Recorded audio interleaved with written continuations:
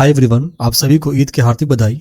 आज के current affairs में आपका स्वागत है। आज का पहला करंट अफेयर्स है, भारत ने पहली बार इनचोस अभ्यास में किस वर्ष भाग लिया था?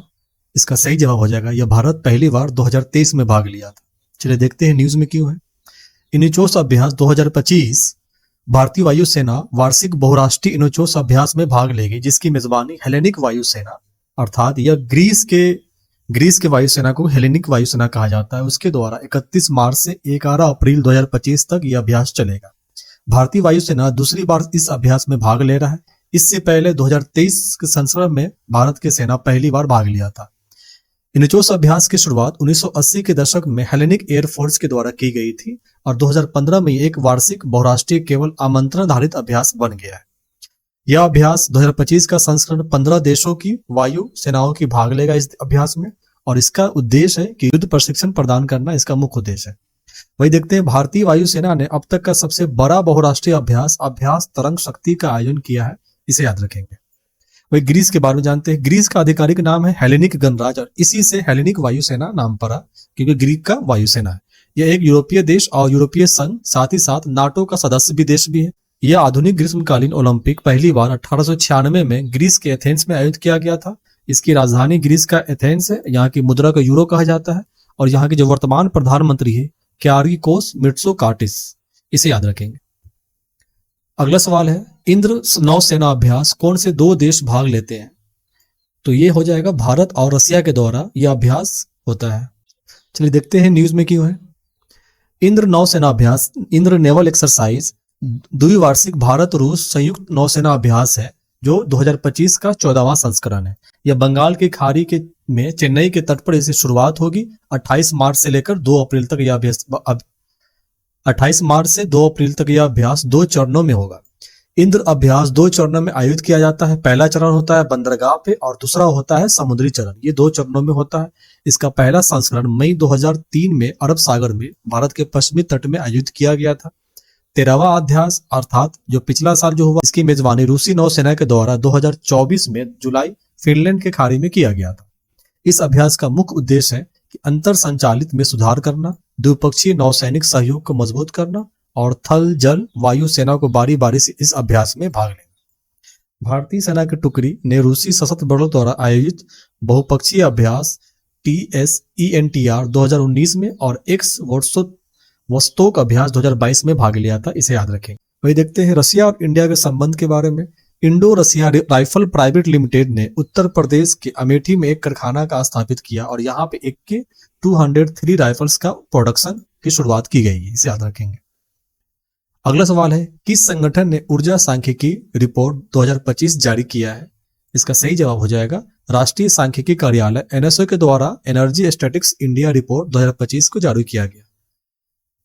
इस रिपोर्ट में राष्ट्रीय सांख्यिकी कार्यालय ने ऊर्जा सांख्यिकी 2025 जारी किया, जिसमें 2023 और 24 के लिए एनर्जी प्रोडक्शन, उत्पादन, कंजम्पशन, उपभोग और इंपोर्ट ट्रेंड्स का विवरण दिया गया है।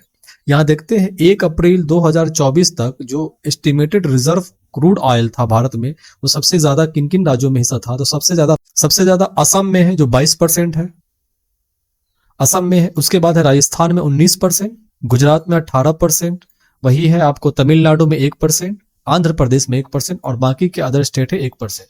वही वेस्टर्न ऑफशोर जो है, जो पश्चिमी में है, भारत के पश्चिम में 32% और भारत के पूरब में है 6%। तो ये क्रूड ऑयल का रिजर्व था एस्टिमेटेड 1 अप्रैल 2024 का ये डेटा है। ये NSO के द्वारा डेटा दिया गया है। वही देखते हैं कि इसका नेचुरल गैस का रिजर्व भारत में एस्टिमेटेड 1 अप्रैल 2024 तक कितना था। तो सबसे ज्यादा अगर हम देखेंगे तो किस राज्य में सबसे ज्यादा नेचुरल गैस का एस्टिमेटेड रिजर्व था, तो यहाँ आप देख सकते हैं असम में सबसे ज्यादा दिखा रहा है 15%, वही गुजरात में 5%, आंध्र प्रदेश में 6%, राजस्थान में 6%, तमिलनाडु त्रिपुरा में 3%, वेस्ट बंगाल में 4%, मध्य प्रदेश में 2% और जो भारत के पूर्वी एरिया में 24% और पश्चिमी में है 31%।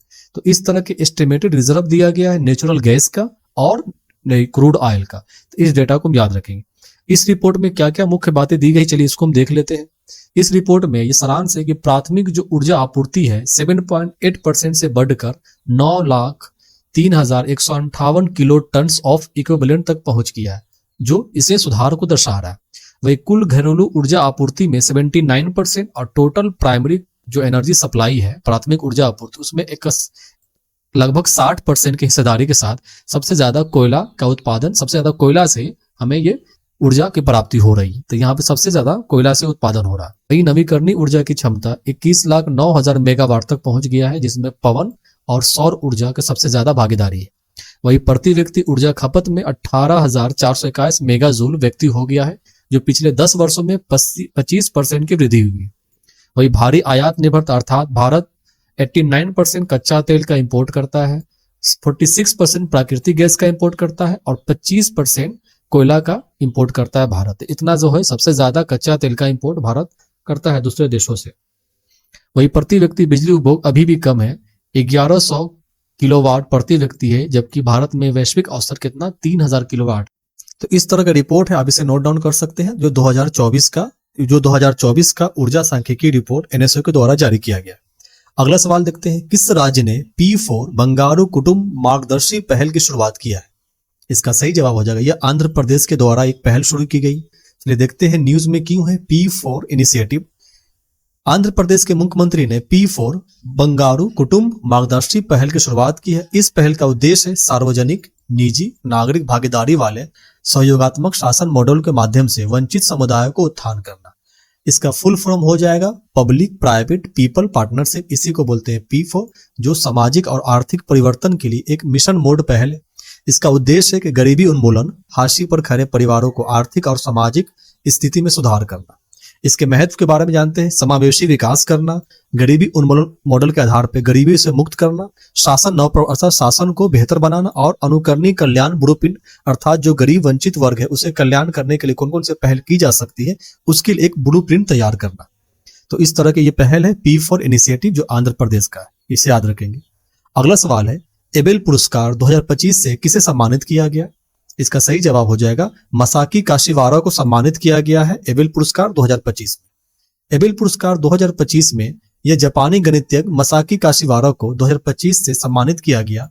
उन्हें बीजगणितीय विश्लेषण के आधार पर कार्य करने के लिए और विशेष रूप से डी मॉडल और क्रिस्टल बेस के सिद्धांत के लिए इस पुरस्कार से सम्मानित किया गया है। एबेल पुरस्कार के बारे में जानते हैं, यह एक गणित में उत्कृष्ट उपलब्धियों को मान्यता देने वाली वैश्विक पुरस्कार है, जिसे इस क्षेत्र में नोबेल पुरस्कार के बराबर माना जाता है। एबेल पुरस्कार को तो एबेल पुरस्कार दिया जाता है सिर्फ गणित में काम करने के लिए। इसकी स्थापना 2002 में नॉर्वेजियन संसद के द्वारा नील्स हेनरिक एबेल की 200वीं जयंती के अवसर पर इसे स्थापित किया गया। यह प्रशासित करता है Norwegian academy of science and letters के द्वारा, जो इंटरनेशनल मैथमेटिकल यूनियन और यूरोपियन मैथमेटिकल सोसाइटी के सिफारिश के आधार पे किस व्यक्ति को दिया जाएगा ये सिफारिश करता है और उसी को दिया जाता है। इस तरह से इस अवार्ड में पुरस्कार दिया जाता है 7.5 मिलियन नॉर्वेजियन क्रोनर, और इसके साथ ही एक मेडल भी दिया जाता है। अगला नेक्स्ट क्वेश्चन है, सरहुल फेस्टिवल मुख्य रूप से किस भारतीय राज्य के आदिवासी समुदाय के द्वारा मनाया जाने वाला त्योहार है? इसका सही जवाब हो जाएगा झारखंड राज्य के आदिवासी समुदाय के द्वारा। न्यूज में है कि सरहुल फेस्टिवल झारखंड और छोटा नागपुर क्षेत्र के आदिवासी समुदाय प्राकृतिक पूजा के पर आधारित 9 वर्ष और बसंत उत्सव सरहुल मनाता है प्रत्येक साल। सरहुल का शाब्दिक अर्थ होता है कि साल की वृक्ष की पूजा करना, इसी को बोलते हैं सरहुल। जो वृक्ष होता है साल के, उसकी पूजा किया जाता है, और यह वसंत ऋतु के आगमन और आदिवासी 9 वर्ष के प्रतीक के रूप में भी इसे देखा जाता है। संबंधित जनजातियां कौन कौन से जनजातियां और इसमें शामिल होते हैं और कौन कौन से राज्य में इस तरह के त्योहारों को मनाया जाता है? तो यह त्योहार आदिवासी समुदाय जैसे उराव, मुंडा, संथाल, खरिया और हो के द्वारा मनाया जाता है। और यह त्योहार विभिन्न राज्य जैसे झारखंड में मुख्य रूप से, साथ ही छत्तीसगढ़, उड़ीसा, बिहार के अलावा असम, अंडमान, नेपाल, बांग्लादेश और भूटान में भी आदिवासी समुदाय के द्वारा मनाया जाने वाला त्योहार है सरहुल त्योहार। इसके महत्व के बारे में जानते हैं कि यह अनुष्ठान समाप्त होने के बाद जुताई और कृषि कार्य की शुरुआत की जाती है आदिवासी के द्वारा, और यह मानव और वनों विशेषकर साल के वृक्ष के बीच आध्यात्मिक संबंध को दर्शाता है। तो ये हमारे एग्जाम पॉइंट ऑफ व्यू से इंपोर्टेंट हो जाता है। जितने भी आदिवासी त्योहार और राज्य के त्योहार होते हैं एग्जाम में पूछे जाते हैं, खासकर वनडे एग्जाम में। दोस्तों, आज की वीडियो पसंद आया तो इस चैनल को सब्सक्राइब करें और इस वीडियो को लाइक करें। चलिए प्रीवियस करंट अफेयर्स को रिवीजन करते हैं। पहला करंट अफेयर्स है, भारत सरकार ने ऑपरेशन ब्रह्म किसके लिए शुरुआत किया है? इसका सही जवाब हो जाएगा जो म्यांमार में भूकंप आया था उसे सहायता प्रदान करने के लिए ऑपरेशन ब्रह्मोस की शुरुआत की गई है। अगला सवाल है, उभयचर के अध्ययन के लिए मुख्य रूप से कौन सा वैज्ञानिक क्षेत्र शामिल है? इसका सही जवाब हो जाएगा हर्पेटोलॉजी के द्वारा उभयचरों का अध्ययन किया जाता है। नेक्स्ट क्वेश्चन है, विक्रमशिला विश्वविद्यालय की स्थापना किसने किया था? इसका सही जवाब हो जाएगा राजा धर्मपाल के द्वारा विक्रमशिला यूनिवर्सिटी का स्थापना की गई थी। अगला सवाल है, जीसेट 18 को किस संगठन ने विकसित किया है? इसका सही जवाब हो जाएगा यह भारतीय स्पेस एजेंसी है, इसरो के द्वारा इसे विकसित किया गया है। नेक्स्ट क्वेश्चन है, भारतीय सेना ने हाल ही में किस प्रकार के ड्रोन विकसित किया है? इसका सही जवाब हो जाएगा फर्स्ट पर्सन व्यू कैमिकेज ड्रोन का डेवलप किया है भारतीय सेना के द्वारा। अगला सवाल है, भारत का विशेष आर्थिक क्षेत्र किस क्षेत्र तक फैला हुआ है? तो यह तटीय आधार रेखा से 200 समुद्री मूल तक को कहते हैं आपको स्पेशल इकोनॉमिक जोन।